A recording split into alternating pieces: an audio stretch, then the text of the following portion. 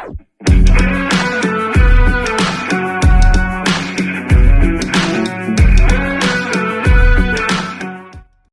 there. Welcome to Keep This in Mind, brought to you by SpectHealth.com. I am David A. Specht, also davidaspecht.com. Anyway, let's jump into the show today. There's a phrase that has been, or buzzword, if you will, that has been playing in my mind recently. The term is emotional intelligence. It's a skill.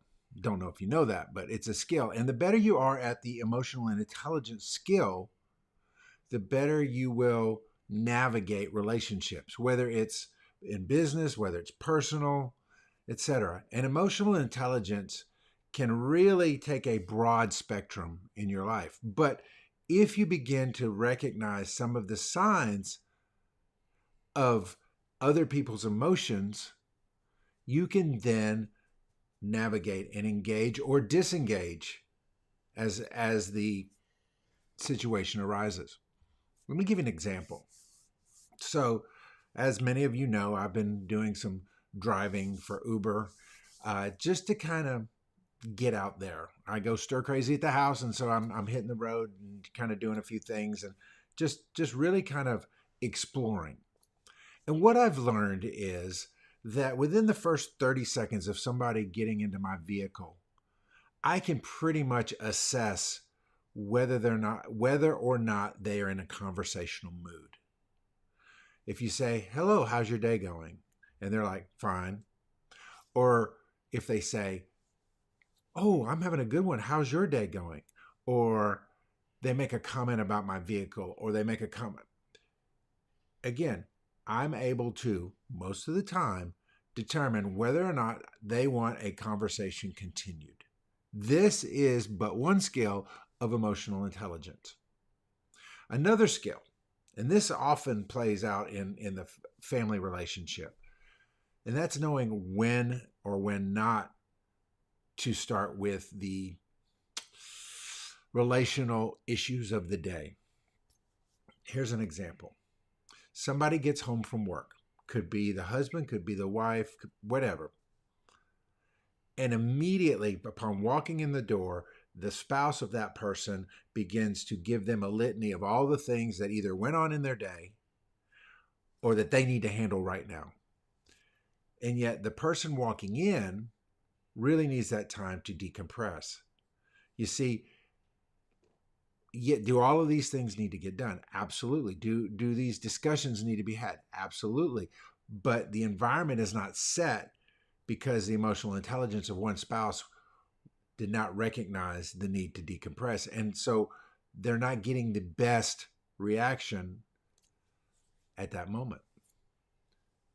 You see, emotional intelligence is not a skill, a switch that you flip on and flip off.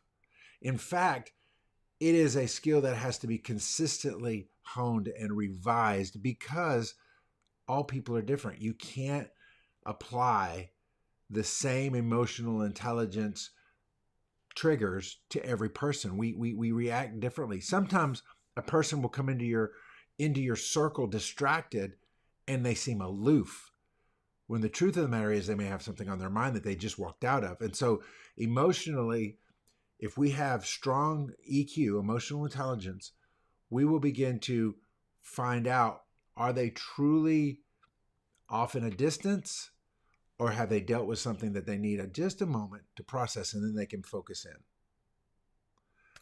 These types of things will move the needle in your life. They will create a better relationship, whether it's with your boss, with your spouse, with your coworkers, with your friends, with your customers.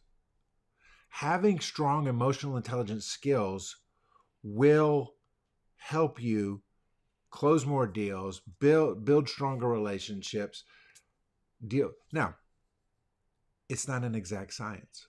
Emotional intelligence is more art than science. And sometimes, you may have a jerk in your life, and they're always going to be a jerk. No matter how high your emotional intelligence is, there may not be any way to navigate. That's okay.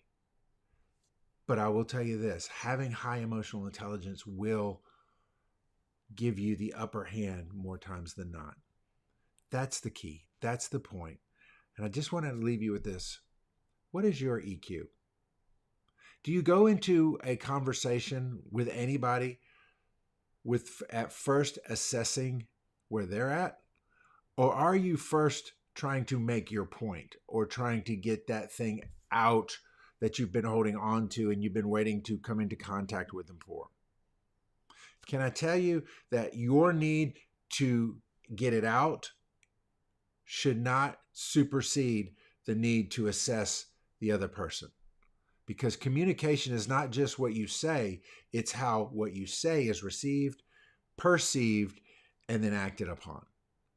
So, emotional intelligence, work on it. Find you some resources about it. There's a book out called Emotional Intelligence 2.0. Haven't read it, but I'm going to. But I believe that this is the one skill that will help lead you in the direction you want to go. And don't we all want to live better lives with each other instead of alone? God bless.